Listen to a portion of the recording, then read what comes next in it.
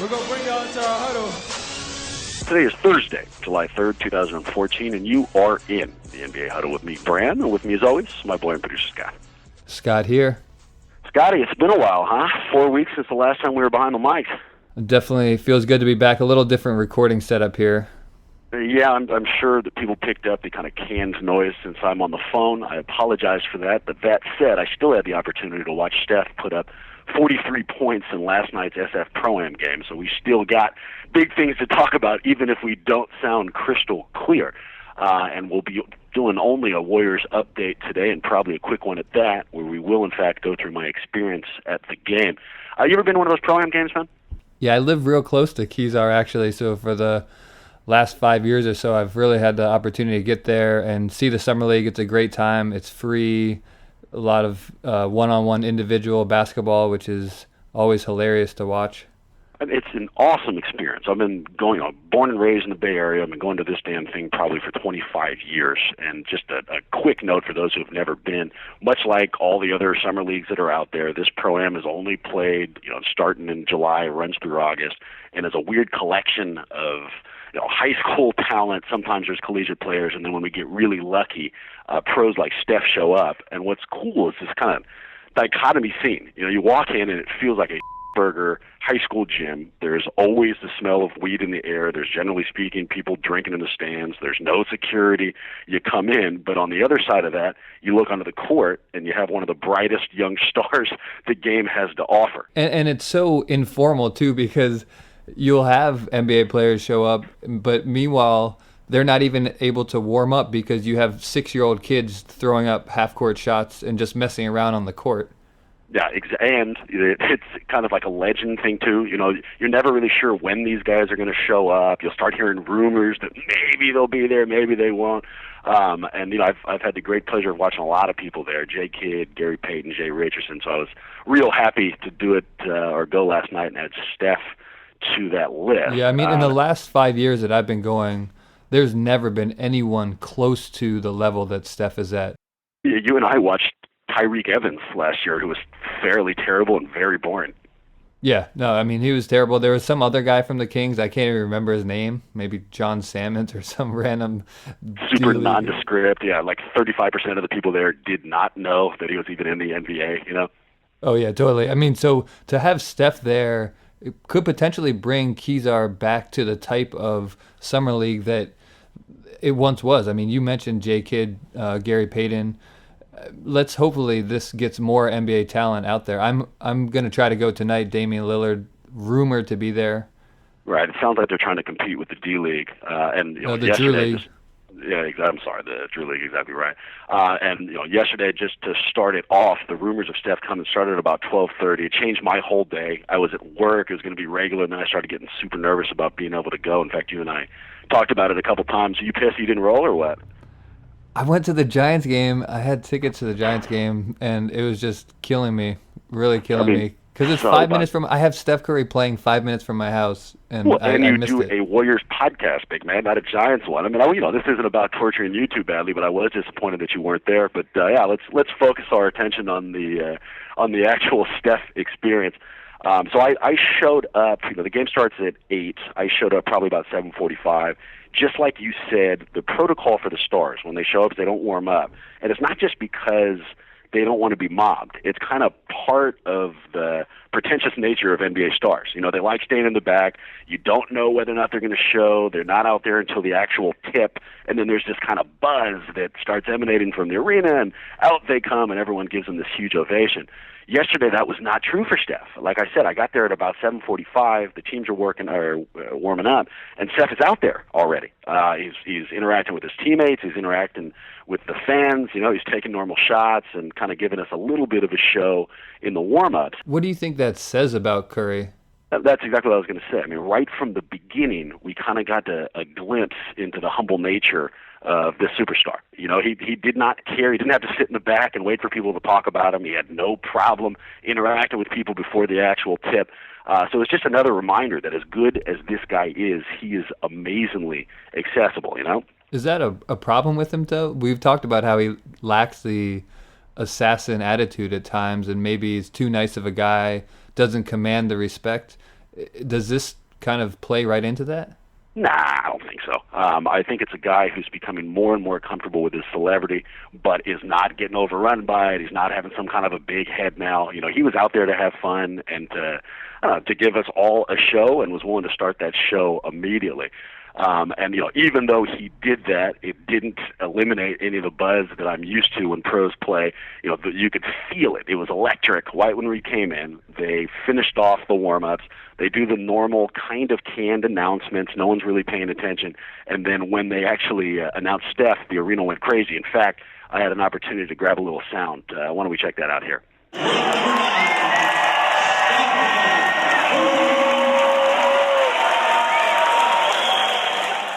All right, so then they announce it. Off we go. Everyone is fired up to watch it. Wait, let me just stop you here. How crowded is it? Because normally it's super easy to get a seat in Kezar. I was wondering the fact that these rumors about Curry being there were, I don't know, very substantiated. So I thought that it might be totally a packed house. Was it crowded?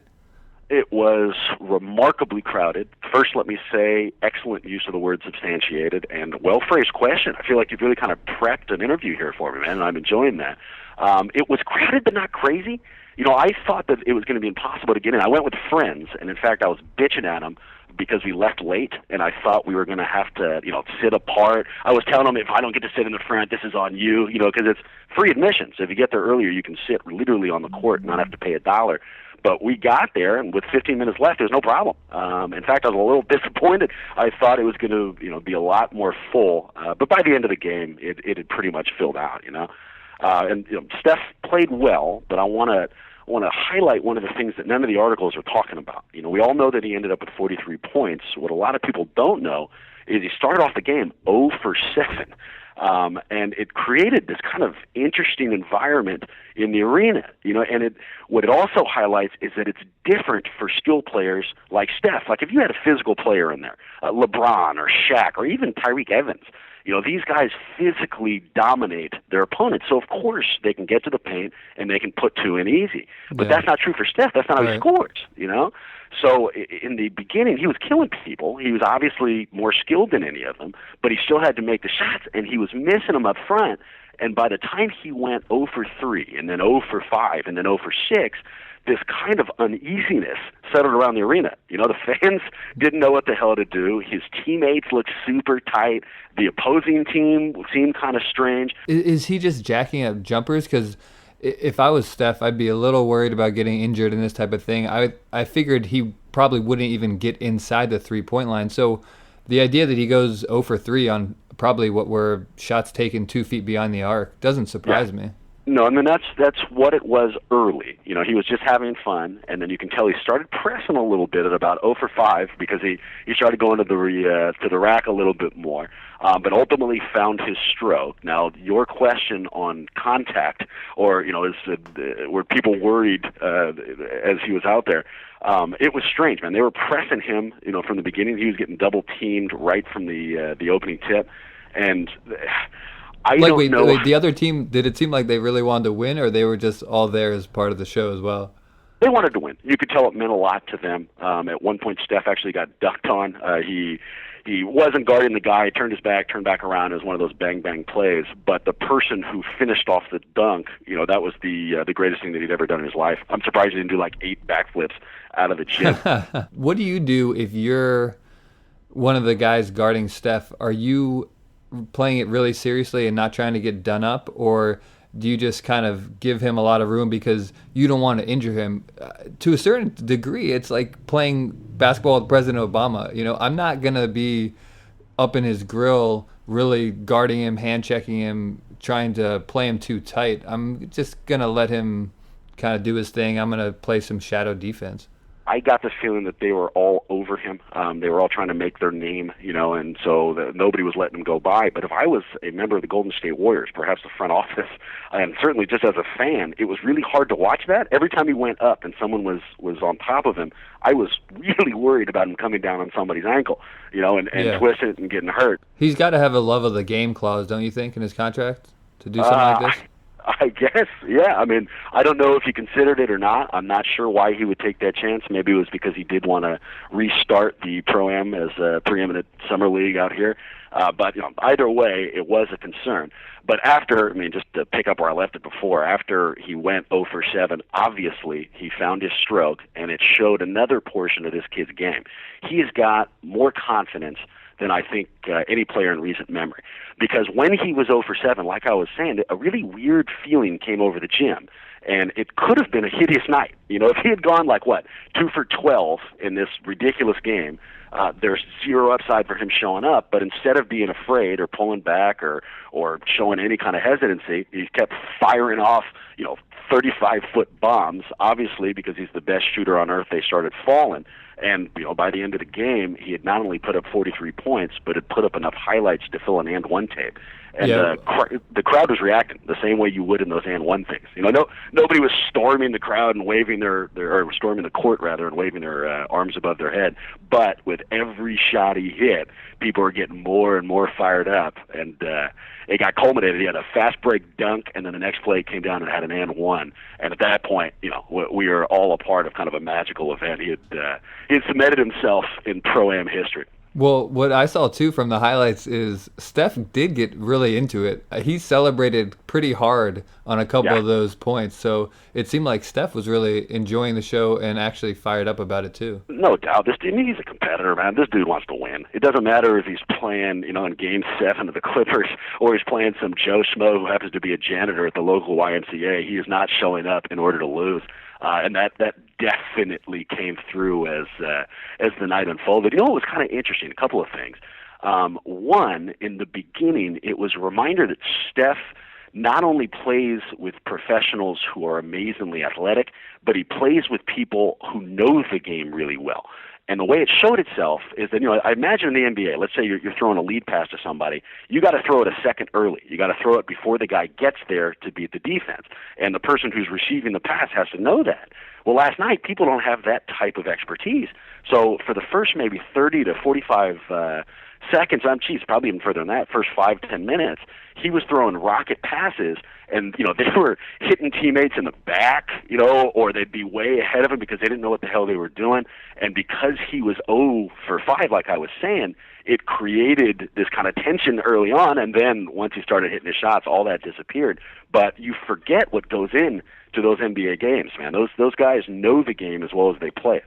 That'd be so frustrating to go out there and play with a bunch of guys who don't know what spot they should be in, and you just drop some sick dime and the guy completely blew it. So if you're on a random S team, right, and you find out that night that Steph's playing, are you excited because you get to play with Steph, or are you hell of nervous because now, this guy's going to be looking over your shoulder, and if you don't play well, everyone is going to be there to watch it? I mean, how would you approach that?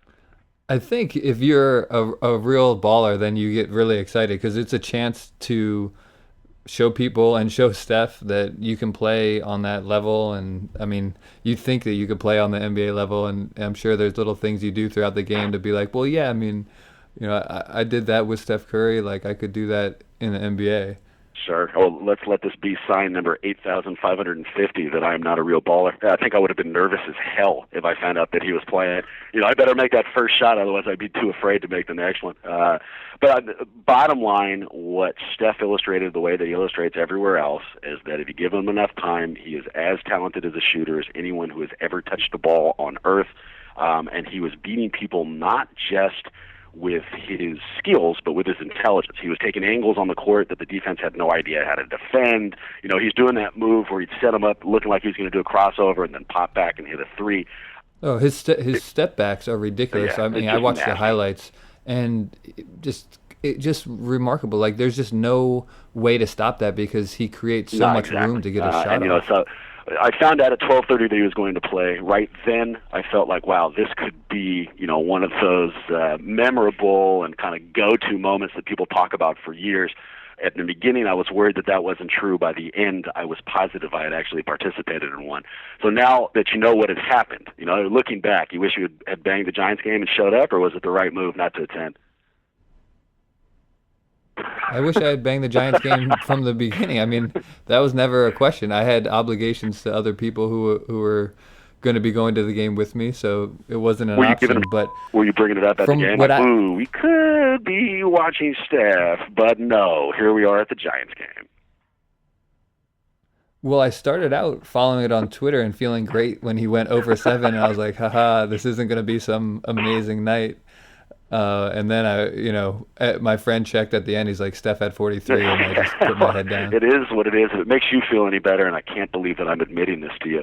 But I was there, did love it, amazing experience. But if I'm being totally honest with you, at halftime, a friend of mine convinced me to go across the street to Kezar Pub to grab a drink.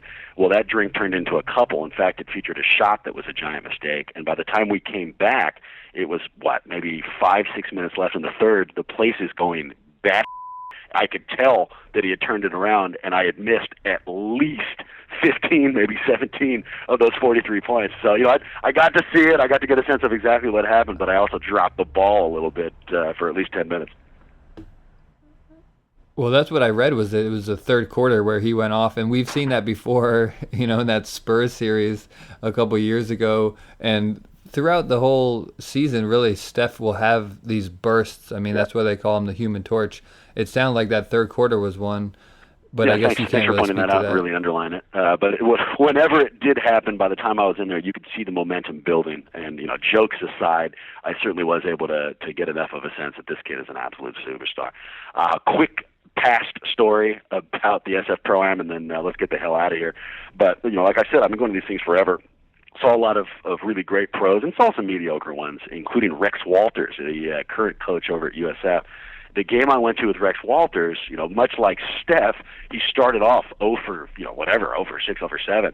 Unlike Steph, he never really found his stroke, and because I was an obnoxious kid at that stage and fairly drunk at that, I was booing the hell out of him. Every time he missed a shot, I'm getting up, I'm sitting courtside, just booing and giving him all this crap, as you can imagine I might do. And ultimately, in the fourth, Rex Walters hits one, and he stands right in front of me and bows to my face because I had been booing him. And to this day, I've never been so flattered. No one ever pays attention to me. To have any NBA player, let alone Rex Walters, give me a bow was just badass. Well, you got to watch yourself in those type of pickup games, because it is not NBA security, and they are not going to be getting fined for going after you.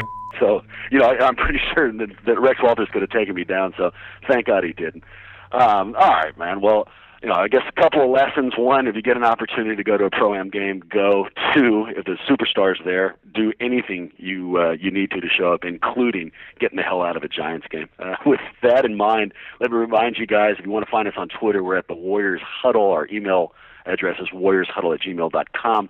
Website remains warriorsworld.net, and we're on a bunch of podcasting services, including iTunes, where if you wouldn't mind hopping on there, rating us and subscribing, we'd really appreciate it.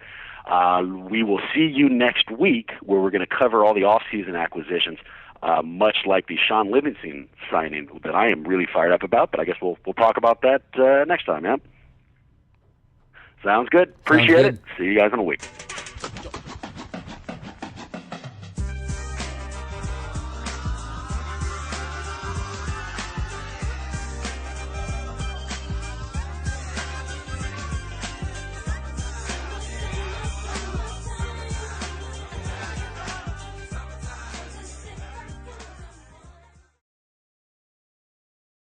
Good.